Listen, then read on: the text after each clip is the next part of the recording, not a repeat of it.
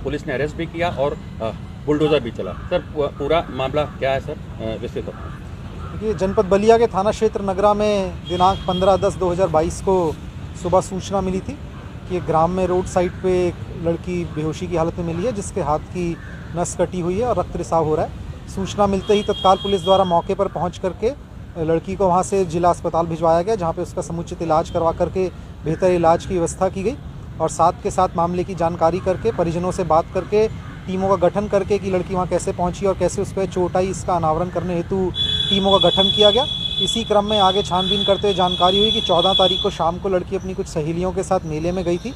उन सहेलियों से जब पूछताछ की गई तो उनके द्वारा बताया गया कि मेले से लड़की किसी एक युवक के साथ वहाँ से गई थी, जिसके संबंध में जानकारी करते हुए उस युवक को पकड़ा गया और उस युवक से बाद में पूछताछ की गई। तो पूछताछ के दौरान उसके द्वारा इस चीज़ को अपने आरोपों को कबूला गया। उसके द्वारा बताया गया कि वही उस लड़की को वहाँ से मोटरसाइकिल पर लेकर के गया था। उसके बाद उस जगह पे जाकर के सुनसान एरिया पा करके उसने मोटरसाइकिल रोकी थी ऑन दी प्रिटेक्स्ट ऑफ कि उसको ज़रा कुछ काम है, और उसके बाद अपनी जेब से रुमाल निकाल करके उस रुमाल से लड़की का मुंह दबा करके उसका गला घोंटने की कोशिश की और उसके बाद वहीं एक ब्लेड से उसके हाथ को काट करके लड़की को वहीं छोड़ करके वह वापस अपने घर आ गया। अभियुक्त की निशानदेही पर रुमाल, ब्लेड और जो अन्य सामान उसके द्वारा इस्तेमाल किए गए हैं उनको बरामद कर लिया गया है। अभियुक्त को गिरफ्तार करके जेल भेजा जा रहा है। इस संबंध में थाना नगरा पर 2 अभियोग पंजीकृत किए गए हैं, धारा 307 में और 3/25 आर्म्स एक्ट में। अग्रिम विवेचनात्मक कार्रवाई प्रचलित है।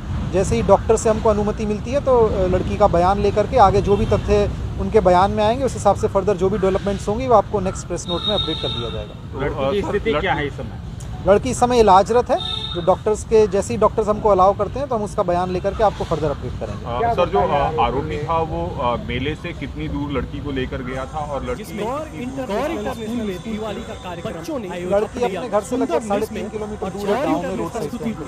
बच्चों ने अपने सुंदर नृत्य और झांकियों की आरोपी के द्वारा कुछ बताया गया, इन सब चीज़ों की पुष्टि की जा रही है। जैसा कि मैंने आपको कहा, एक बार लड़की का बयान आएगा तो बहुत चीज़ें खुल करके आएंगी। जब तक इन चीज़ों को बताना हमारी अग्रिम विवेचना को इंस्पेक्ट कर सकती है, इस करके जब तक उसका बयान नहीं देते हम उन चीज़ों को फिलहाल मीडिया को मंजू गौर भी शामिल है। गौर ग्रुप की डायरेक्टर मंजू गौर का अभी तक जो आरोपी ने बताया वह अकेला ही लेकर के गया था। बाकी बयान में कोई और चीज़ आएगी तो अभी आप लोगों को विजन कोई भी बच्चा वहाँ पे फोरेंसिक जांच के लिए उसका जो है 9 डॉक्टरों की टीमों ने परीक्षण के लिए भेजा है। देखिए, ऐसा है कि कुछ लोगों के द्वारा और यहाँ पर भी कुछ लोगों के द्वारा ऐसी कोशिश की गई थी और ऐसी अफवाह फैलाने की कोशिश की गई थी कि लड़की के साथ दुष्कर्म किया गया। इसके क्रम में डॉक्टर से अनुरोध किया गया था इसकी जांच कर लें, जिसके क्रम में डॉक्टर्स, गायनेकोलॉजी डिपार्टमेंट और अन्य डॉक्टर्स के द्वारा इसकी जाँच की गई।